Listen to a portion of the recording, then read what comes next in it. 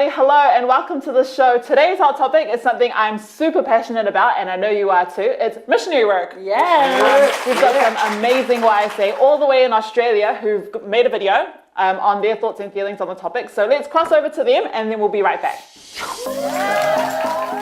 Preparing for a mission is one of the most important things you can do in your life. Putting into practice your own testimony. You can't share something that you don't know. I guess for me personally, when I share the gospel with friends at work, I remind them I need to live by that standard. So it's a good reminder for me. Even if you don't have the desire to go, if it's still not fuming, I say just do it. It's not always the traditional way.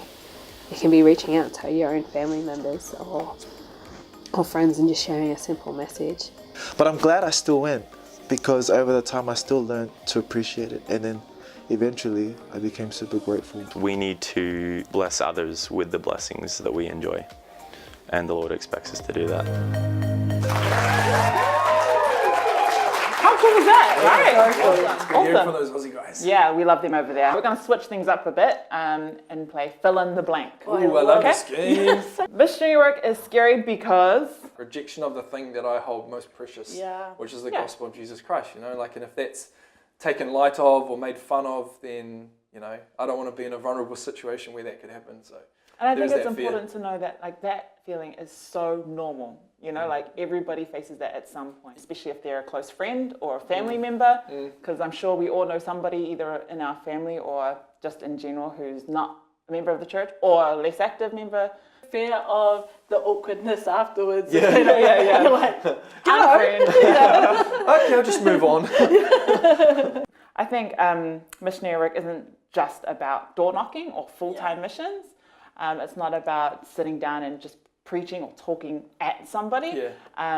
You can do missionary work by just being a really good example. Just by living the gospel, we already stand out. And that, in itself, is already a missionary opportunity to people who recognize that, I think that's the greatest way to do missionary work. It's just be an example. Live the gospel. Just how we live our lives. Oh, I want to say this as well, because this always bugs me. Well, not always. But, people know in the gospel as members when you're made a project. When someone's trying to be your friend because you've been assigned that person. Yeah. People also know that. Is it like home teaching? No more home teaching. And also I think people know that as missionaries or even as members when you're trying to have them convert, And I think it's about finding that common ground so that you can share that love with somebody for our Heavenly Father instead of just oh, I'd like you to get baptized. It's not a trap. Had one. It's like show me how much you care before you tell me how much. So I can do missionary work when I think chilling with my friends. One thing that I love and I'm privileged with is when I'm just hanging out with my friends. There's good gospel discussion that starts happening. Even non-member friends, right? They'll ask me questions back and forth, and I love that it's just a chill situation and we're all just yarning. I like that. I can do missionary work when I'm online. I think that's a big one because we spend a lot of our time on our devices. What are you posting? I'm guilty. And I think just there was this time in the Pacific area where a lot of people were putting up as their profile picture, I'm a Mormon. It was such a simple thing, but I didn't realize how much attention I would get just by putting that up, and people would be like, oh, you're private messaging me, and I didn't know that you're a Mormon. That's so cool. And I love how a lot of our youth these days, they take a lot of selfie stuff with Instagram, and some of them are taking a lot of pictures of the temple around the temple and being able to link that into their Instagram, and people go, why are they taking pictures of the temple? Why is that special to them? Why would they want to go there? Does everyone have to serve a full-time mission?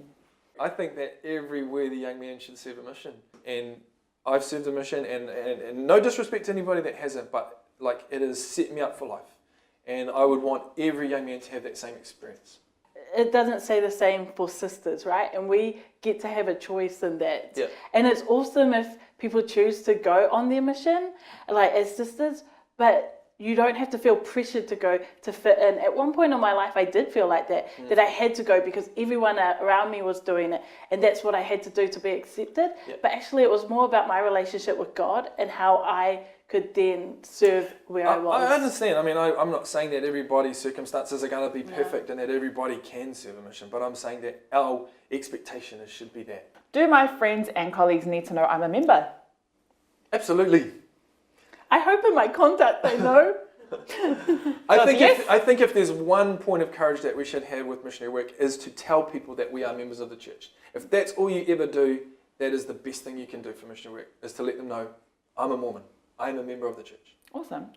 I used to leave my Book of Mormon on my desk at work. Nice. And that's it. That's what I do. I can't go around proselyting in the office. We've all been affected by missionary work at some point. And so... Parents, grandparents coming to the so gospel. why wouldn't you want to? Yeah. Any of missionary work, right?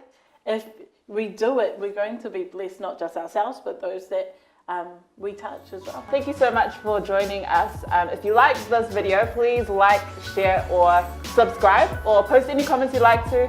And we'll see you next time.